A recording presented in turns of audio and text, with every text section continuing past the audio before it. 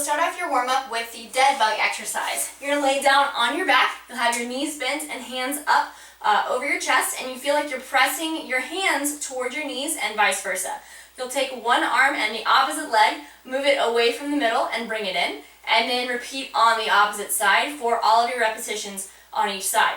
Now, if you feel like this is hurting your lower back, you don't have to reach down so far with your leg. You can try reaching up a little bit more, and that'll take some of the pressure off of your low back, but you can gauge that as you go. You can also take your mat or some sort of cushion, fold that up, and place it underneath your sacrum or tailbone area, and that will elevate your hips just enough to take any of the pressure off of your low back.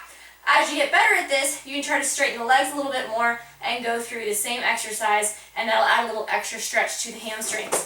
From there, you're going to move into a glute bridge. You'll bend at the elbows, have your heels just outside the reach of your fingertips, and pick your hips up off the floor, contracting the glutes and the abs at the same time as you lift, and you'll do between 10 and 20 of these. From there, you'll move into the windmill exercise. It is nice to have something like a foam roller available or something you can place your knee on. You're going to lay sideways, have your bottom leg straight, top knee is going to stay bent right over the top of the roller. You'll have both hands out in front, and from here, top hand is going to come up overhead, windmilling off to the side, big stretch across the chest, trying to keep that top knee in contact with the roller, and then bring this around again. So you'll do between 5 and 10 of these on one side, and then roll around and repeat on the opposite side. From there, you'll come up off of the floor. You're going to go into a hip flexor stretch. So you'll get into a kneeling lunge position, at least a shoulder width of space between your feet this way. And you're going to start with tucking your hips underneath. So most of your weight's on this knee. If you need to, fold this over, give yourself some cushion, but tuck your hips under, and you should already feel a pretty good stretch in the hip flexors. If that's the case, you can just hold this here for 30 to 45 seconds, or you can start to move forward. So once again, most important part, tuck the hips, keep them tucked as you go to move forward if you end up in that position.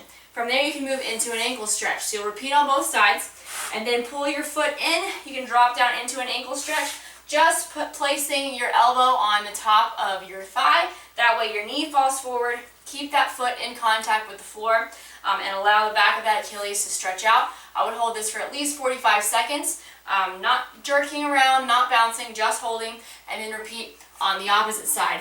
For your last part of your warm-up, you'll do a standing hamstring stretch. So you're going to have one leg out in front of you, and your heel will be in contact with the floor primarily. You can lift your toes, keep a little bit of a bend in your knee. You're going to hinge back. So you're going to take your hips, anteriorly rotate your pelvis, so stick your tailbone out, and allow your hips to move to the rear and hold that position. So you'll find at first you're not going to be able to reach down very far, and that's totally fine. Just tip those hips back, allow for that long stretch of the hamstrings, keep that knee slightly bent, hold this for 30 seconds to a minute, and then repeat on the other side. Heel on the ground, tip the hips, knee is slightly bent, not trying to reach down with the chest. Once again, hips are back. Okay, hold that 30 seconds to a minute, and then you can go into your regular workout.